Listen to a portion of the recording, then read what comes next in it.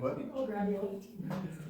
All right, good afternoon, everyone. Thank you so much for joining us today. My name is Kate Clark. I am the director of the Mercer County Historical Society, and today we are going to be enjoying a presentation from Mr. Frech. He's going to be educating us on vigilantism in Mercer County. Some of these stories are pretty wild, so I hope that you enjoy it as much as I've enjoyed hearing about it thus far. And without further ado, I will turn it over to him. Well, further ado, so okay.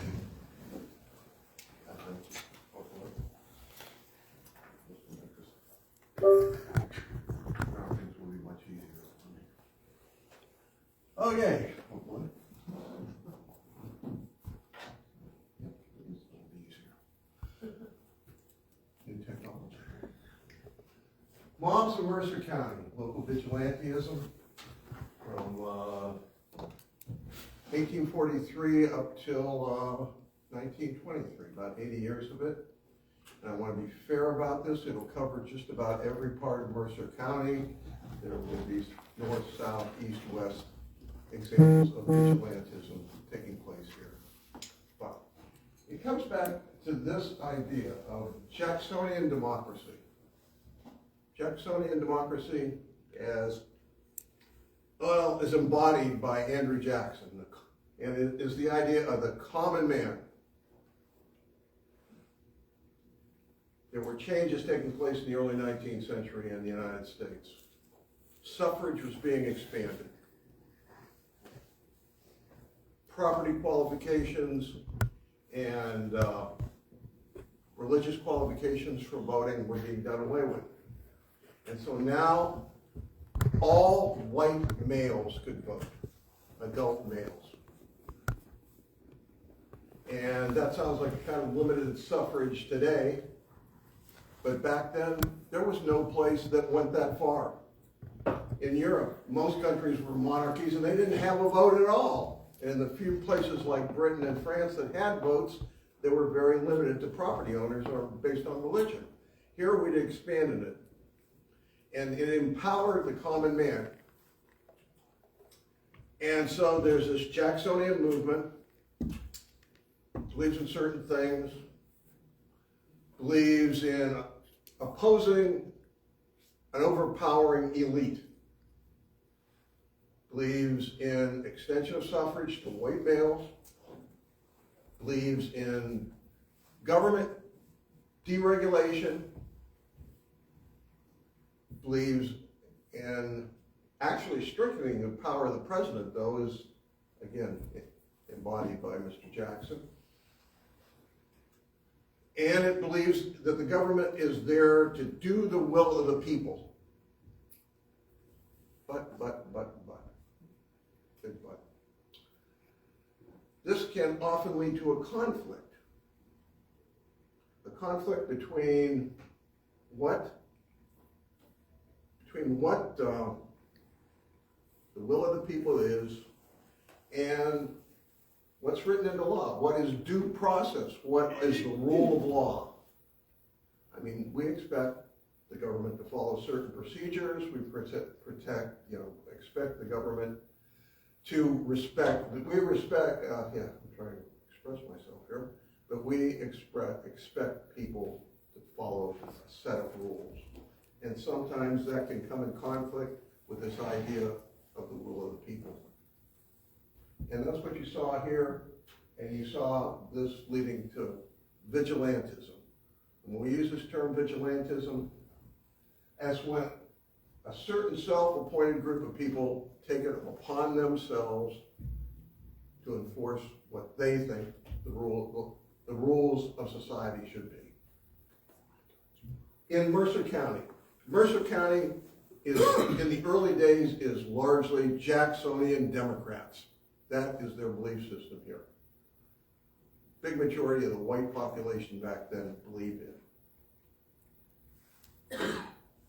The first example of this happens with the building of Grand Lake. Back in the 1820s, the Erie Canal was built. That's a big success. brings all kinds of wealth to upstate New York and encourages other parts of the country to build canals. And they begin here with the Ohio to Erie Canal and through central and eastern Ohio, and it's a success. And so the people in western Ohio want a canal, they get the Miami to Erie Canal. And going from Cincinnati to Toledo. And for this canal, they build 2 feeder lakes to supply water for it. One at Indian Lake, one here at Grand Lake. And at the time of the construction, they're building the biggest man-made, or at least reportedly the biggest man-made lake at the time in the world. Over the period of the project, they hired 1,700 workers, mainly Germans and Irish. They pay them 30 cents a day. They give them a jigger of alcohol, 1.5 ounces. And so the canal is being built. The east end of the canal is finished first. And then the west end of the canal is finished. And by 1843, they've decided to flood the east end of the east end of the lake. They're flooding it. A problem, it overflows into the western part. And the western part, in a way, is not finished. I mean, the embankment's up, but they haven't. There's a question about some of the land there, whether it's been paid for, whether the local farmers have gotten what they should get. And they have not removed the cabins that were there, nor have they removed the trees. And there's a fear that this is going to break down and it's going to pollute the surrounding water supply. And it's going to produce, well, a swamp situation, swamp gas. Back then, the popular theory about the spread of disease, this is before there's any people understand germ theory. This is before people know what germ theory is. And the popular scientific explanation for diseases like malaria and cholera is miasma, bad air. That people, this is how diseases spread. And they think this is going to produce miasma and pollute the water supply. And again, some of the locals are ticked about the fact that they aren't getting, they haven't been paid. And so they organize to complain. And they send there's the Western Embankment, it's finished up. And they send their representative, a guy named Benjamin Lindsay, to Piqua. The Canal Commission is meeting in Piqua at the time. And he takes their complaints to them, and in Piqua, they just blow him off. They tell him, get lost. They ignore him. The Canal Commission pays him no attention. And they threaten him. They threaten him with the Piqua Guard. I know that's a pretty terrifying sight there, the Piqua Guard. But that is going on. And the people back here, they're ticked. They're not getting any resolution of their problems. And so they organize. Again, Lindsay is leading this, among others. And 150 locals, mainly local farmers, but also people from towns like Salina, which is just getting started back then. The government officials, Salina officials, county officials, join them, and they come out, and in a controlled dig, they dig through the canal, channels through the embankment, and they let the water out. And they it's not some mass destruction. They thought about what they were doing. But they let the water out, flows down, a lot of it ends up in Beaver Creek. The state is not happy about this. They arrest 34 locals for this. But. And this is what's going to happen again and again and again and again. They arrest them, And then local grand jury won't indict. They get away with it. Local grand juries, Mercer County grand jury is not going to indict somebody for this. So they walk. And they get what they want. Questions about who should be paid is settled. The land is cleared. The lake is finished. The first attempt at vigilantism has worked. Now, the next vigilantism has to do more with race, and it takes place 3 years later. Starting in the early 1830s, African Americans begin to move to Mercer County. Dora Moore and her children are one of the earliest ones. They're in here at about 1830. She has like 7 kids. So the black population is growing here. To the extent that one of Dora's kids, Charles Moore, lays out a town down there, Carthagena.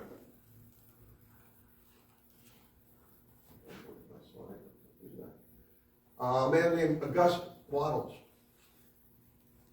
is an abolitionist, and he's an educator. And he's running the schools, the black schools in Cincinnati. But he doesn't think that's a good environment for these people, and there are actually race riots in Cincinnati. And so he is looking for a site to encourage African Americans to return to the countryside, to return to farming, to get away from the violence and the vice in the cities. And he starts in Cincinnati, but he goes around the state encouraging African Americans to move into what is today southeastern Mercer County. It wasn't quite as southeastern then, because part of the western edge of Auglaize County was part of Mercer County back in 1846. But they were moving into Marion Township, Granville Township, Butler, Franklin Townships. Black population is growing in those sites.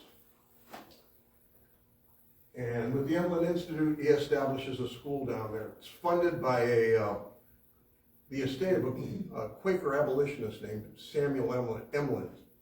He funds it, and it's there to educate African-American, young African-American boys and Native American boys. So those are those set up there.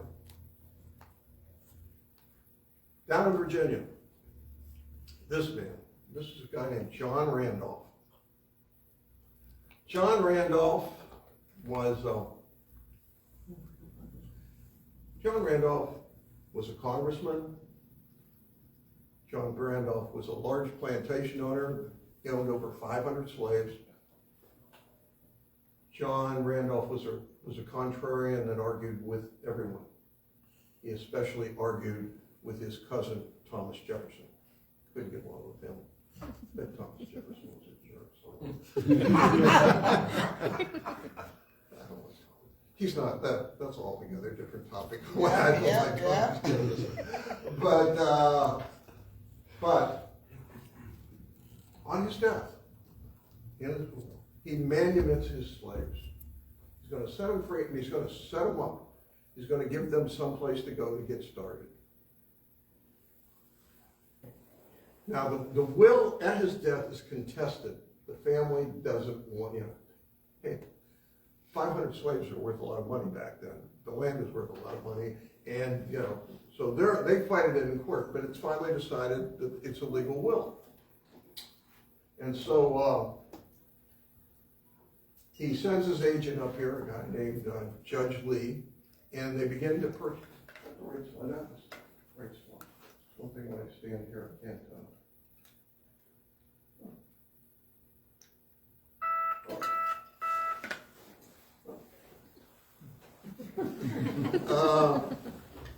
They begin. I have different forms of this thing, and one of them is ripped off. I got a map ripped off from the standard that shows the different pieces of land that were bought up here that were in, Marion Township, Granville Township, Butler, and Franklin Townships. This is what happens when you have more than one form of something. Sometimes even ones get up there. But Land's purchased up here, they start to clear it for them, cabins are built here for them. And then they begin to come up here. This is a sketch made at the time of the African Americans passing through Cincinnati. And it said close to around 500 of them are coming up here.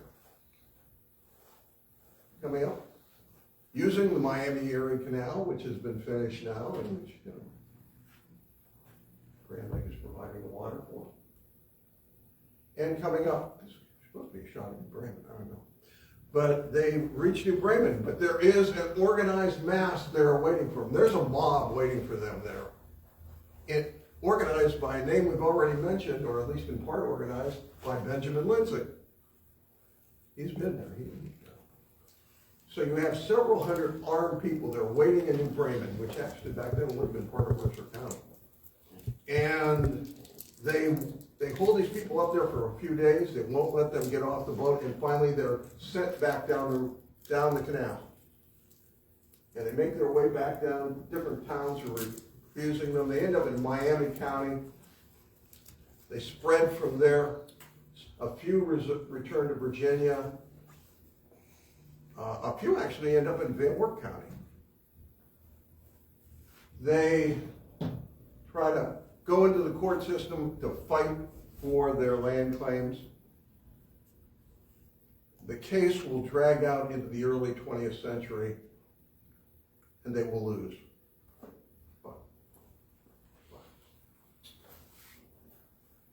In the aftermath of this, there is a meeting called of people from around. This is not a government meeting. This is an extra legal meeting where they call from representatives from around Mercer County. They come together and they draw up manifestos, what they consider to be rules. One of them says they will oppose any more black settlement in Mercer County. A second one says that they will have an economic boycott against the African Americans here, that they won't do business with them. If you're looking back at that time, based on what's happened, right immediately after that, the black population growth here slows. But still by 1850, Mercer County has the fourth highest percentage, not total number, but percentage of blacks out of the 88 counties. I don't know if there were 88 counties back then, but 80-some counties. In Ohio back then, Mercer County had the fourth highest percentage. But that begins to decline. After the end of the Civil War, after the Emancipation Proclamation of the 13th Amendment abolished slavery, 84 counties in Ohio get more black population. Because all those blacks aren't slaves anymore. They can go where they want. And they move into Ohio, and the black population in 84 out of 88 counties increases. 4 counties in the state decrease. The county that decreases the most, Mercer County. By 2000, out of the 88 counties in Ohio, the county with the lowest percentage of blacks was Mercer County. 1/10 of 1% of the county's population. 39 people at the time. Now, since then, that is no longer true. You know, Mercer County is not the county in the state with the least black population anymore. That is no longer true. But, you know, I just wonder if a contributing factor that led to that was this economic boycott. Well, economic boycotts don't just work like that. They work over an extended period of time. You can see how it works with sanctions on countries today. That's all. There we go. Let us jump from 1846 to the Civil War. Nice 14, 15-year jump. Civil War comes. around 800 men from Mercer County march off to fight in the Civil War. I mean, there are 6 companies raised in Mercer County, and a lot others enlist in other companies. You know, many men in Mercer County supported the war. But back then, probably the strongest area for opposition into this war was in Mercer County, of counties in Ohio. Back, when you look at the political spectrum at the time, there are the supporters of the war. Republicans support the war. What we call war Democrats support the war. There are peace Democrats that are hoping for a compromise, and the extreme peace Democrats are called copperheads. The reason they're called copperheads, they wore that little button there. They take a Liberty Head coin, a Liberty Head penny, which was made out of copper. That's where the copper comes from. And they wear these badges. Critics of the war. And of course, their opponents are going to take that copper and get copperhead and associate it with a snake, which is, I think, was appropriate. Yeah. You should understand, you know, when we think of the Civil War, it's, you know, the fighting's down in the South, but it could get violent up here in the North. It could go that step further. Wilshire, right across the border, well, I guess there's no border there, but right across the line. People are probably hoping for a border. But in Wilshire, that thriving metropolis, in 1863, there was a political march by the Democrats in Wilshire. And a pro-war person came out and yanked one of those buttons off a guy's shirt. And a fight began in which probably 100 people were involved in Wilshire at the time. And 20 people were injured, several of them seriously, in this brawl. Not, you know, intense feelings. No. In Mercer County, we see this violent level show itself. Whoop, gotta do this right. No. Again, the war, even though we'd sent a lot of guys off to fight in the war's very unpopular here. So, 2 things during the war even increased that. The Emancipation Proclamation, which is not popular here at all, and the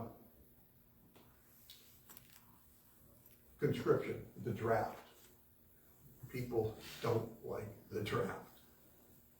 They begin to draft local men, and there is a reaction, a big reaction here. Men are taken away in the draft, they desert. Example, a guy named James Blocker lives in Liberty Township. He is taken off to the service.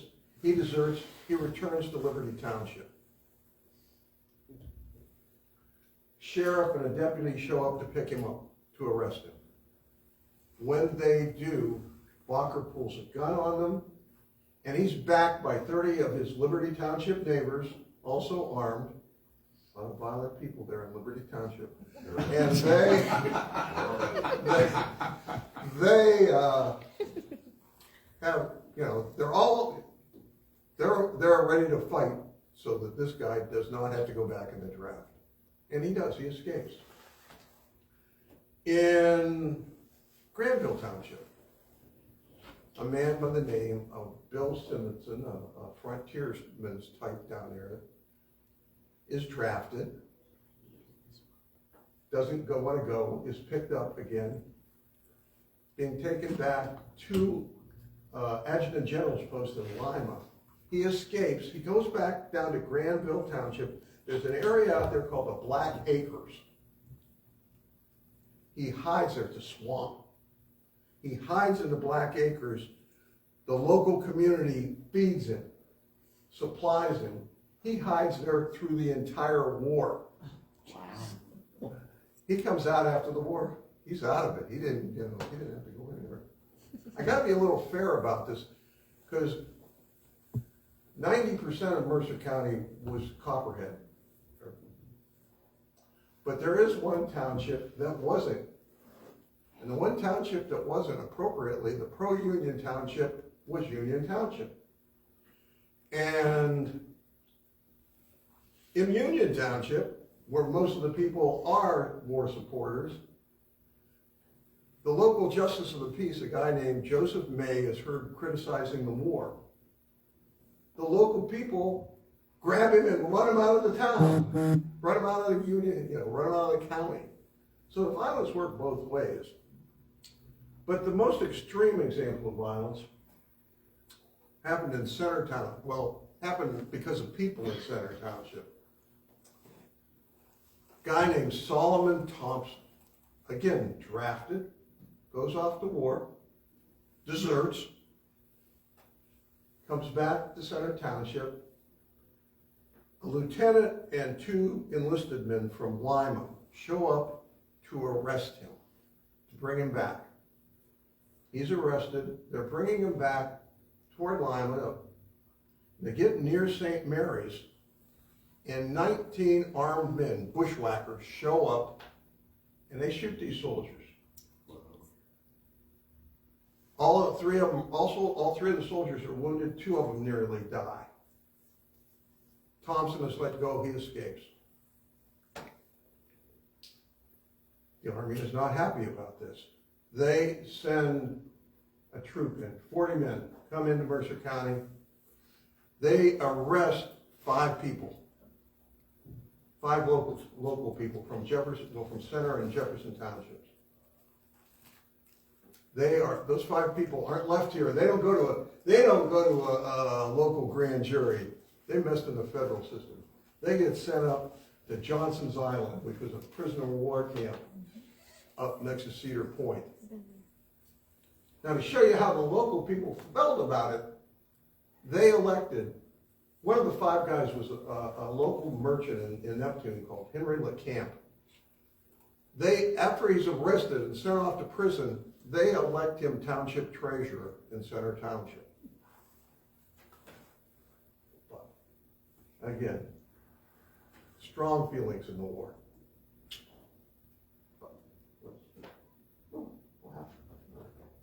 Oh, that's Henry LeCamp here. Now, the next slide here is an incident that happens after the war in 1871. There are 4 guys. Well, one of the things you have to understand about politics back then, again, the Democrats control the local county. They have all the elected officials.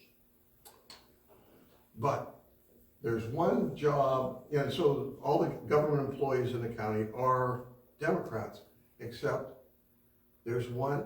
Well, what federal job would there be back there here locally then? Post office? That's it, post office.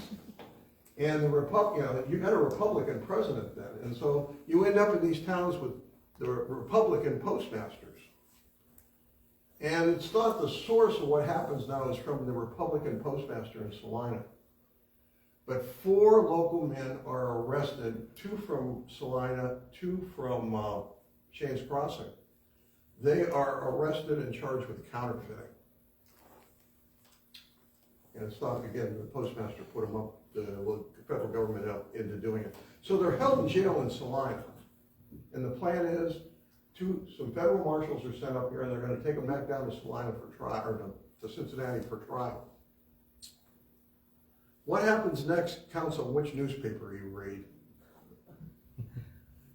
The Mercer County Observer says 200 armed men show up in town and prevent the marshals from taking these guys to the train. The Standard, which is the Democratic local newspaper, says Several friends of the accused happened to be peacefully in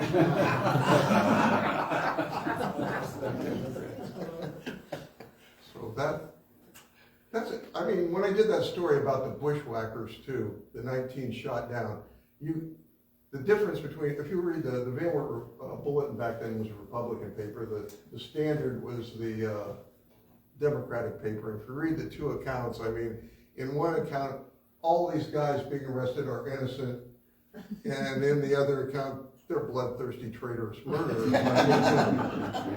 So it all counts on who you're reading back then to what you're going to hear. Got the same as today. Yeah, that's it. You turn between MSNBC and Fox. I mean, but so that was it at the time. What we do know, though, is they didn't go. So it sounds like the Observer probably was a little closer to the truth than the Standard. But again, successful in their efforts. What happens in the long run is the charges get dropped. What's weird about it, at least as I understand the legal system, the charges get dropped, but the accused had to pay the court costs, which doesn't seem like it's the way things are normally done in the legal system. And ask me how to do it. The next one is much more serious. This happened in 1872. At that time, June 23rd, 1872, I'm going to say a young woman, actually a young girl, 13-year-old girl, is walking home from church, and she's in Liberty Township. And as she heads home from church, she's assaulted, sexually assaulted, and murdered. Body is found, and an investigation begins into the incident. Now, there's Mary on the left there. But an investigation begins into the incident after a couple of false attempts on who to arrest. They finally settle on 3 men.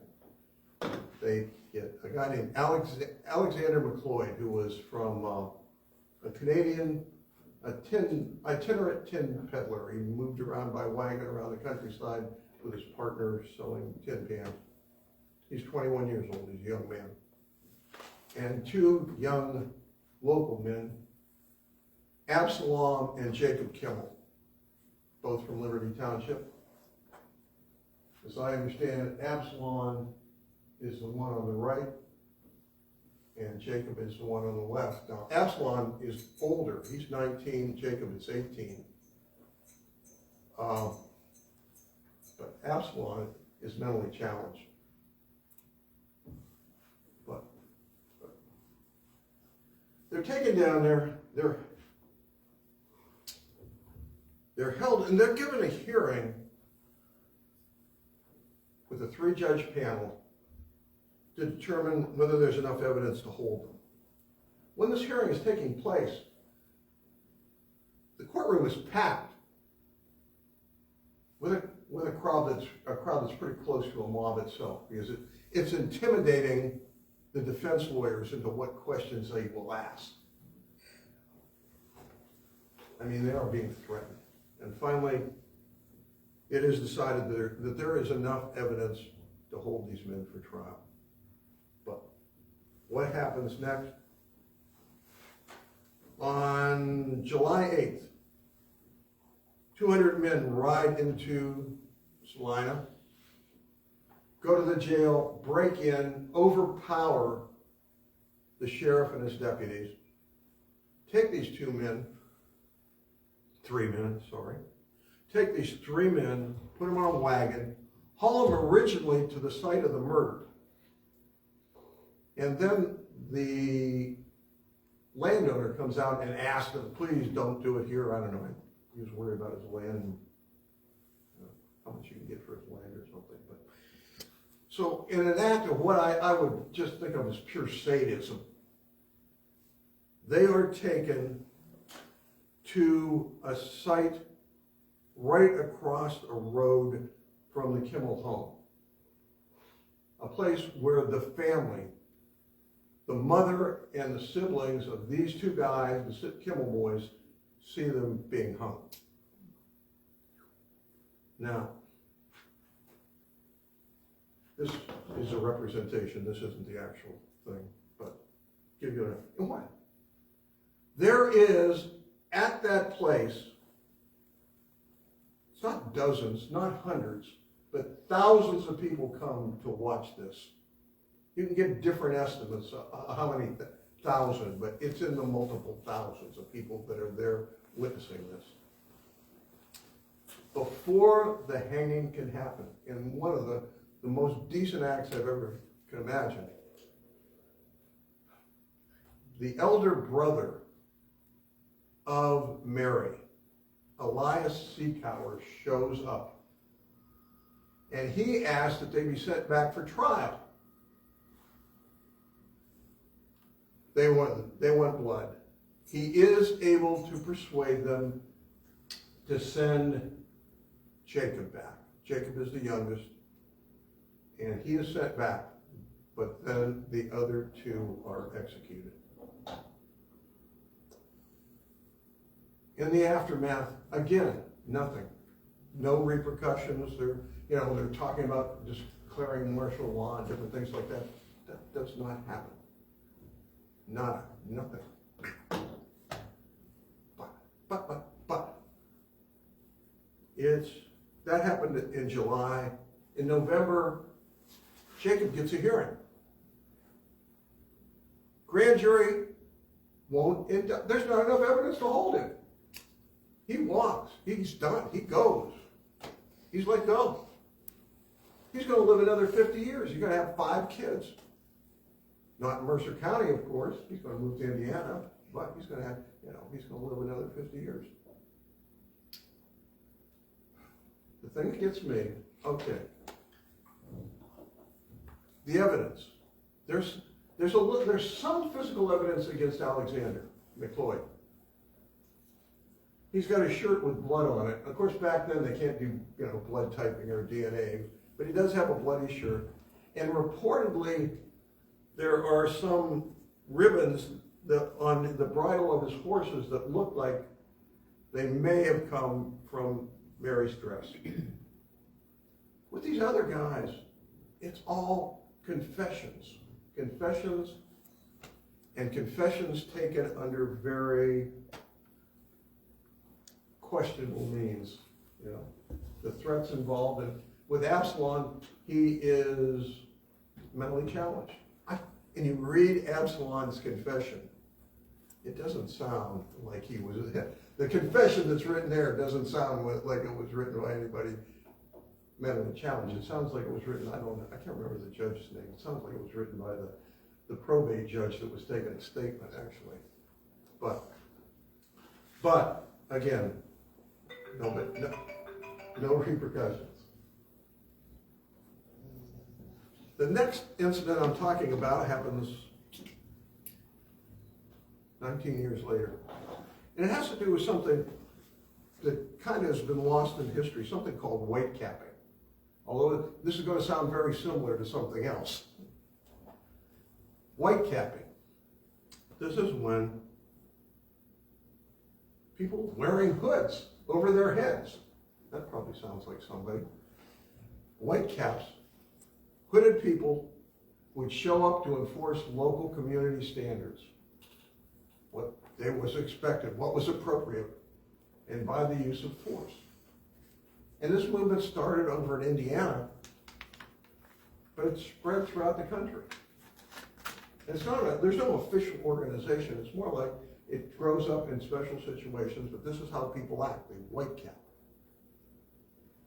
And sometimes it isn't always used against minorities. Sometimes it's used against minorities, but often it's just used against what people think is bad behavior of some sort. But down in the South, it kind of ties right into the Klan. Now, you might recognize this community here, Coldwater, Ohio. This is from 1888. The event I'm talking about happened 3 years later, 1891. In 1891, I think you might have wrote a little bit about this. In 1891, a house of ill repute, a bordello. I don't know, I have my whatever. Grows up and is operating outside of Coldwater. The locals complain about it, but they're told, you know, their police can't do anything about it because their power only extends within the Coldwater limits. So, the thing I never understood, the sheriff would seem to be somebody that could do something about it, but I don't know. I hate to make charges like this, but he might have been paid to ignore that, but I don't know. But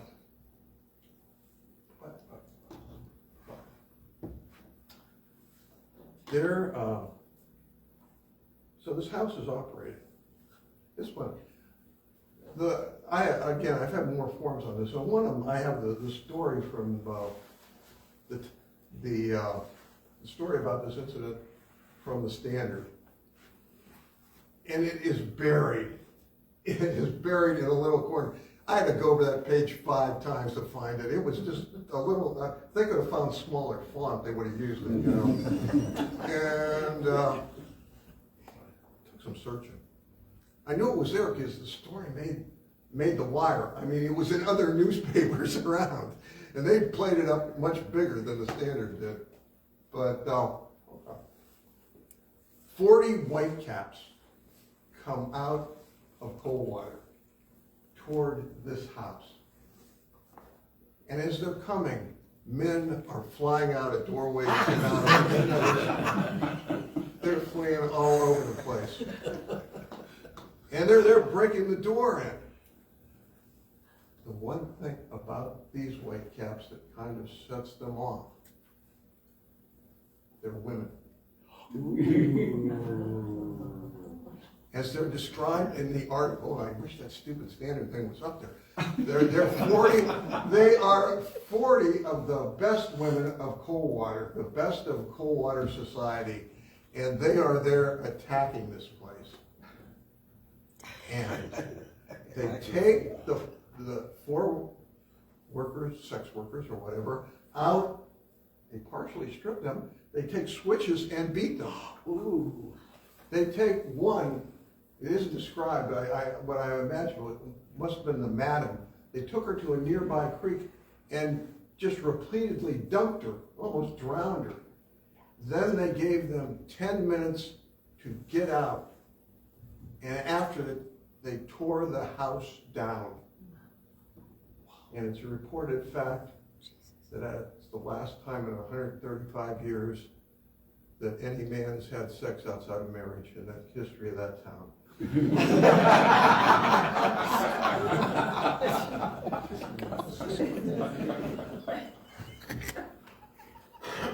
That's a chat bar. I do advertising. Okay. But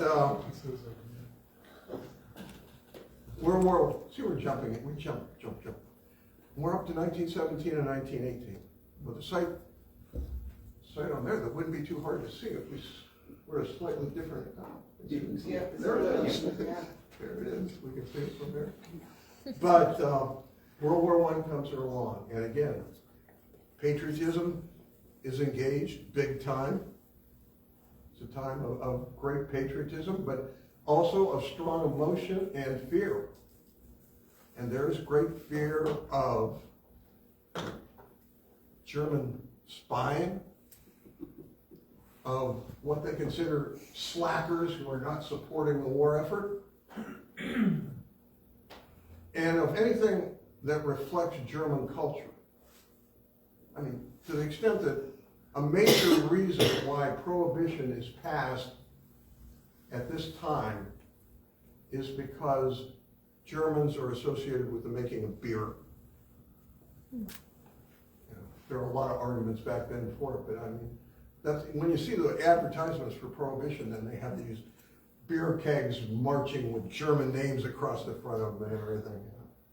But it carries over into Prohibition. It also carries over into the German language. I mean, back during this time, you get something passed called the Aki Act, which makes it illegal to teach German in anything from junior high on down. It was against the law. But it ends up to that, and a German, I mean, again, I get to go across the border into Van Wert County. There's somebody who's done some really great research on it right over there. But in Van Wert County, in Shum, Ohio, the opposition to the foreign language teaching is so bad that the Lutheran school there at Shum, Zion Lutheran School, is dynamited, is blown up because they were teaching German in it. That's the degree of violence we're talking about. Down here in Mercer County, one of the things, again, this vigilant, is their pressure on the churches down here. And I mean, you know, obviously Mercer County has a large German American population. But and because of that, you know, German was used in a lot of the religious services around here. But the pressure was put on them by vigilante groups to stop doing it. And one place they were successful in doing it is there. They dropped the use of the German language. Now, I hadn't hit anything in the southwest corner of the county, so I thought I might as well throw something in from Fort Recovery. We can't pass them off. In Fort Recovery, again, that patriotism is all fired up. This fear of slackers and Germans and whatever is all fired up. And so there are 4 local guys. Let's see if I can remember this, because a tailor, a blacksmith, a flour mill operator, and a clerk at the local bank. They're heard being critical of the war. Okay? Mob grows up. They grab these 4 guys. We talk about the will of the people. This is how much the people are involved. As they're dragging these guys through town, the high school band is playing with them as they're marching them through town. They bring them to the center of the town. They get them to sing the national anthem and pledge allegiance to the flag and go through all these mechanizations that show that they're good and, you know, they've been told what's the right thing to do.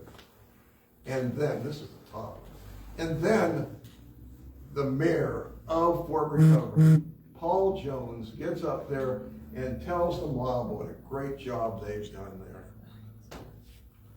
Popular will. What? Now,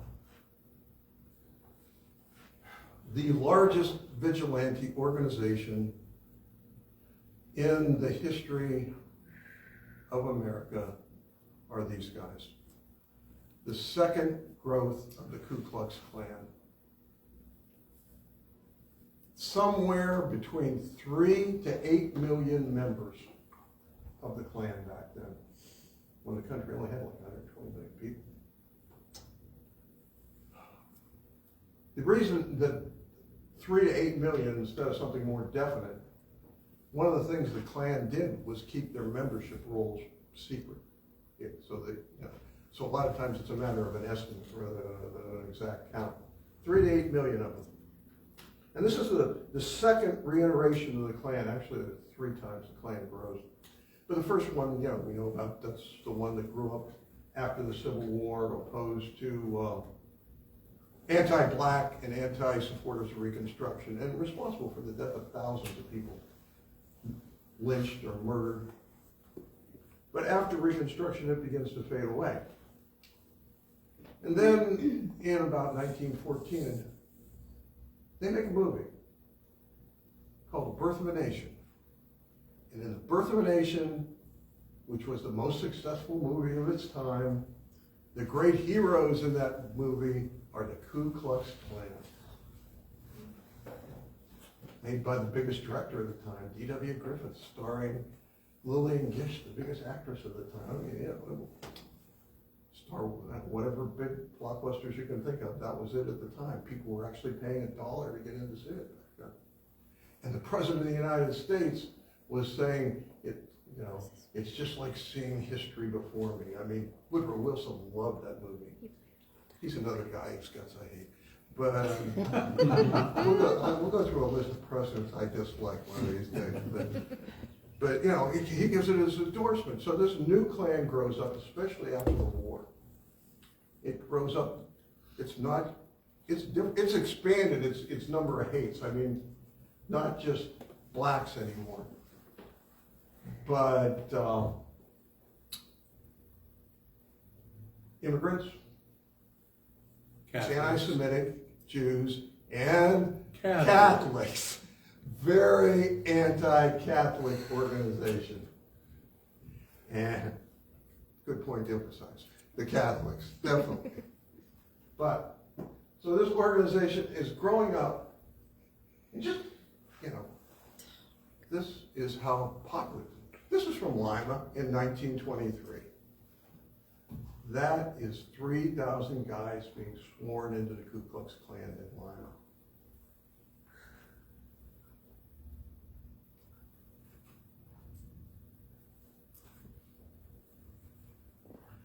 This, to see how much they are an everyday part of life.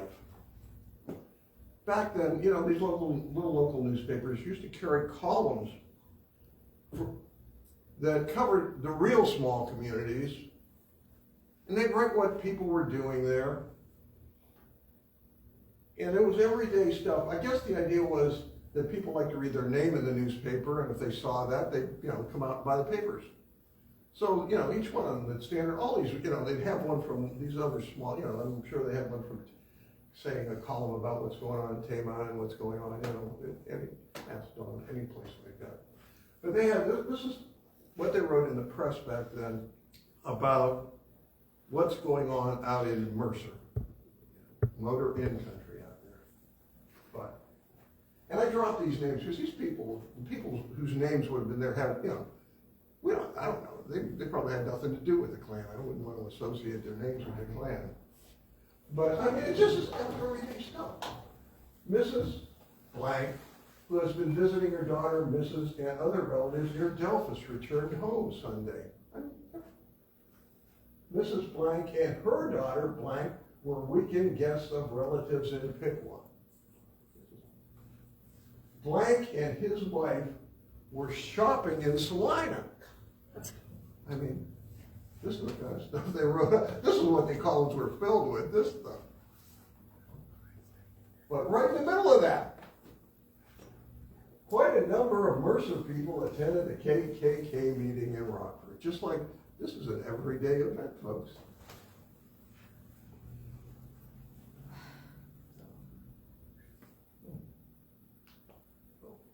Move back and forth here, taking things slightly out of order. This, back then, this is at the time, this is about the time radio was just being invented. People don't, obviously no television, no radio, and you just are. And so you have these traveling shows providing entertainment for people. They travel the countryside, and you have Harry Shannon's show. Boy, that's hard to say. Harry Shannon's famous players, and they were out of Wapakoneta. And they drove this circuit. I mean, they went up into Michigan and Indiana, Western Ohio big time, but they went down as far as Georgia, and they had a whole circuit they went through over the course of the year.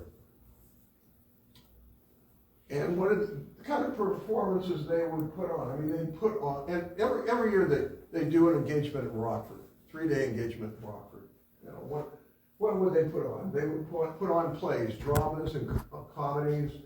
They had an orchestra, full orchestra, play both popular music and high-class music. But they would put on vaudeville skits, you know, all that kind of stuff. They're in town. The one thing about them, though, they're willing to hire immigrants, they're willing to hire Jews, and they are especially ready, as being Catholics, as Catholics themselves. They're willing to have, you know, Catholics there. And what reaction do they get?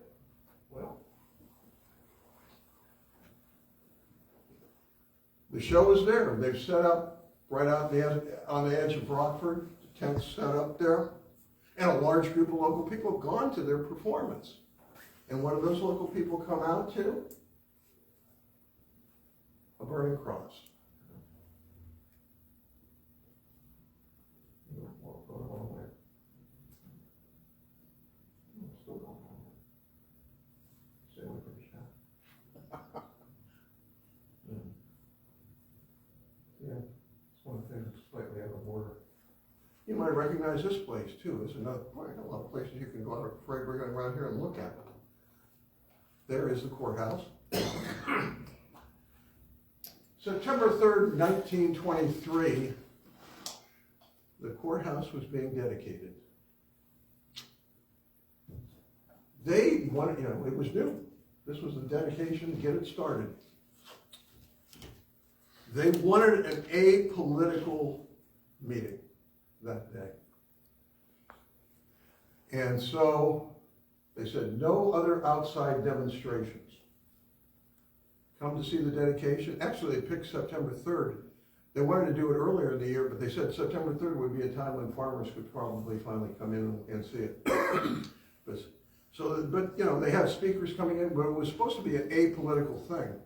The Klan said, we're going to show up. We're going to be there.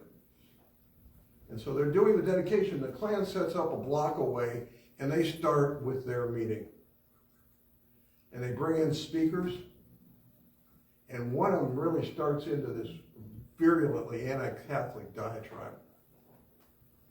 So there's an attempt by the local police to break up this demonstration, to get them out of there. They're not supposed to be there. And it leads to this giant riot. The police try to arrest two of the speakers, and the crowd forces them to let these guys go. The police have brought in a hose, and they're hosing these suckers down, and the crowd grabs the hose and cuts it into pieces.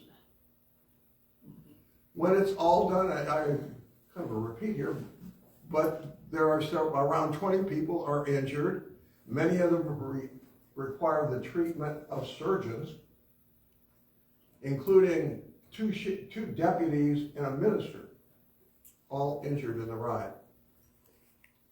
It was interesting for me, when I was doing the research, I was finding the different stories written about the event. And I got it out of 3 local newspapers.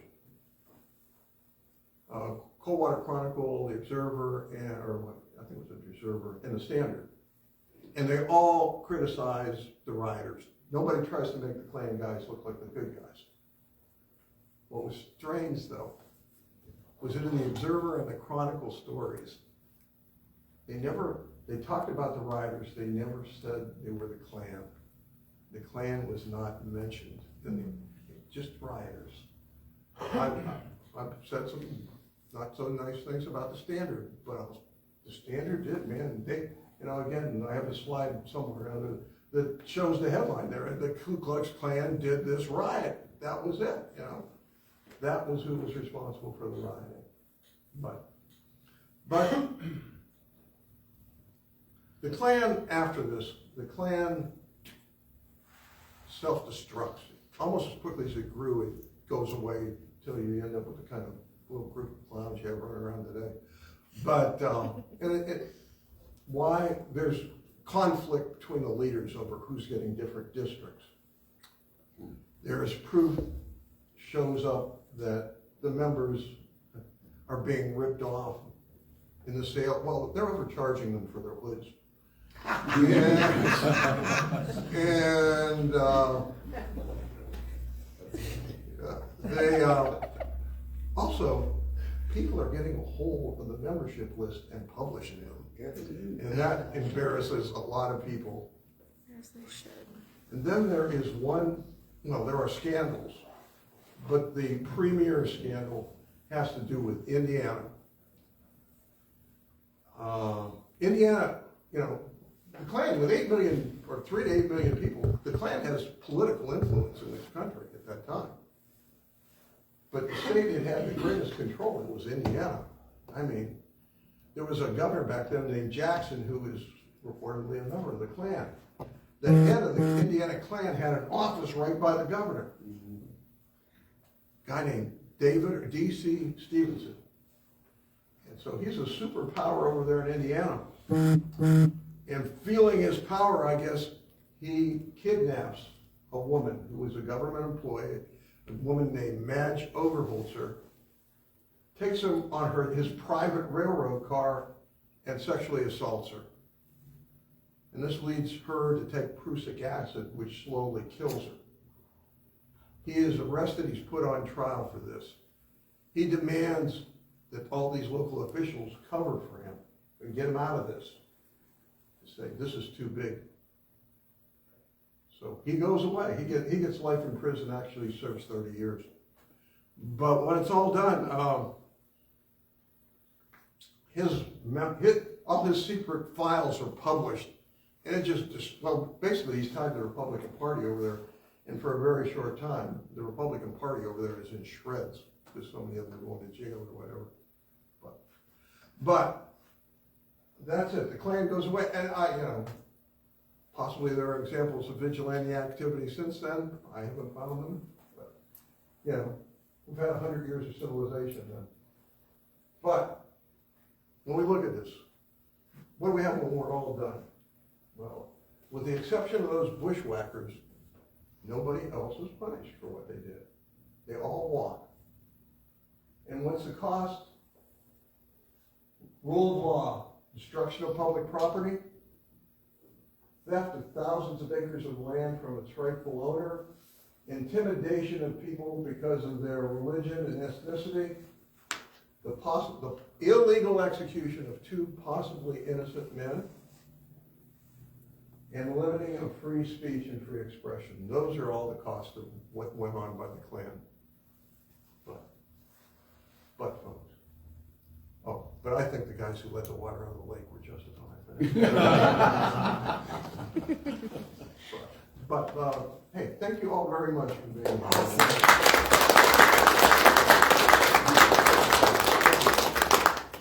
Will you be taking any questions? I'll take them. I don't know. Does anybody have any questions? I do. Looks like you got some. Okay, let me have a slight drink here, ma'am. Go ahead. Yes, ma'am. Do you know the location of the house, the bordel outside of the I'm asking for a friend. No, you did. I wonder, see, you did some research, didn't you, that you found that there... But I don't know what that house is. Okay. He'd done some research along that area, too. And was it out toward Macedon out there, or is it... I'd have to question my memory before I say anymore. But and I never saw. All I ever saw in the newspaper articles I saw was it was right outside the city limits that it happened. On Gauze Road? You want this answer, don't you? What's your history? I think it was there. But again, they never were specific about what it was, although it would be really interesting information if you see a house was torn down around your home. I mean, that was quite an incident for those women to do something like that. Oh yeah, they were really fired up, and that again in the article in the Standard, like I said, is smaller. There's I think maybe on my slides up here we've got it. There's a bigger article in some of the other newspapers, but in both of them they point out the fact. These were the finest, the top of Coldwater society who did this. And you said they tore it down. I'm surprised they didn't torch it. They tore, according to the newspaper accounts, they literally tore it down. Get some anger out. get some anger out. They were mad. Their husbands weren't home.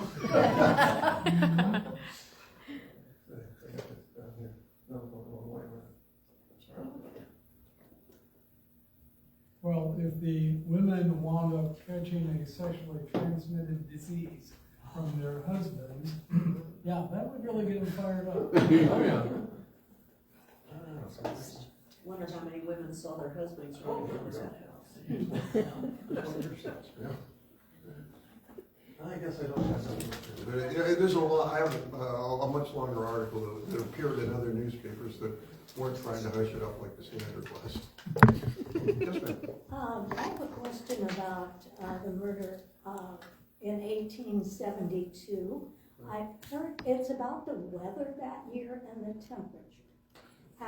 I read somewhere that the temperature went up to like 120 or something. 120. Wow. And I saw a lot of accounts of, it was covered in so many newspapers at the time.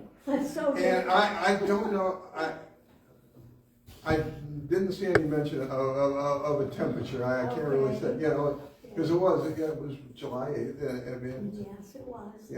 But whether it was 120 degrees, I couldn't say. I don't think there'd be a lot of, those two guys wouldn't have been the only casualties of the day if it was 120 degrees. Probably, right. Yeah, they didn't have air or nothing.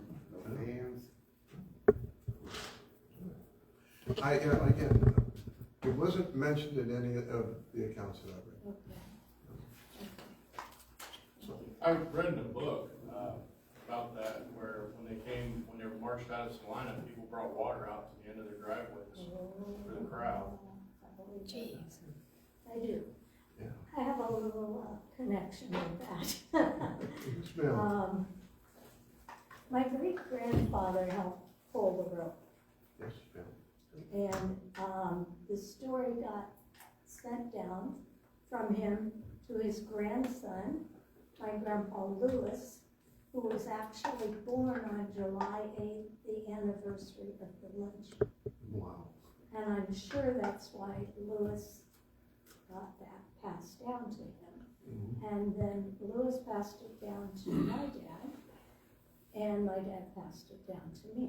Yes, ma'am. So I'm going to tell you what my dad's version of the story was very short. He said McLeod was a tin peddler. He took up with some boys named Kimmel. When he would say it, it sounded like Secoy. So he would say the Secoy girl was coming home from church. They grabbed her. Did I start with McLeod was a tin peddler? I hope. Yeah, okay. They grabbed her and pulled her into, and then he would say, the Farmer's Picnic Woods. They arrested them and found a ribbon on the peddler's horse's bridle. Oh, yeah, okay. I'm trying to remember how this all went. Okay. Philip Cromer was deputy sheriff, and his name was Duck Legs because he walked like a duck and moved the same way, and then my dad would do this. So that was the funny part, and I loved that part. And then he said,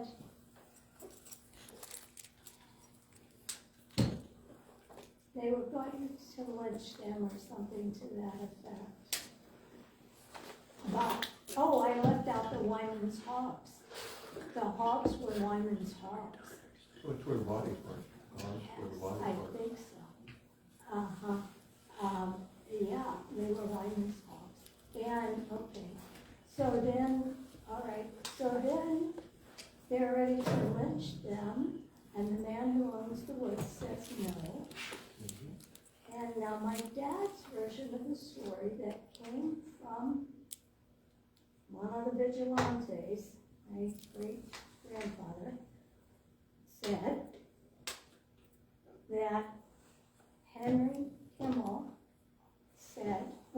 when they were denied the woods for the lynching, Henry Kimmel said those who did this should be punished at home. I have no proof of that other than what my dad told me.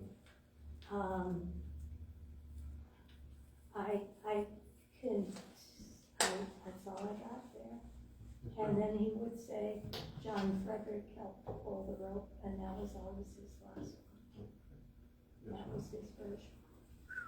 So, I don't know, you can take it for what it's worth. I tell you what I heard, that's all I got. Yes, ma'am. Yeah. Well, you've written a book about this, I haven't you? did write a book about it, I did. I didn't intend to. This wasn't what I thought I'd do with my retirement years. But it turned out that my dad's farmer's wife, Judy Stevenson, was the great niece of the Mary that was murdered. And I didn't know that. I didn't know that until, and you can't make this stuff up. I got a picture of my dad seated in the farmer's picnic woods on July the 8th from Judy. And I said to her, have you ever heard this story? And yeah, she had heard this story. So there you are. What do you do with it? What do you do with it? I don't know. I don't know. I mean, I don't know. I knew my dad pretty well. I knew my grandpa pretty well. He died when I was still a little girl, but I knew him.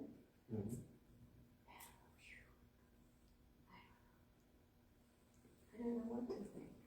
But thank you for your presentation. So interesting.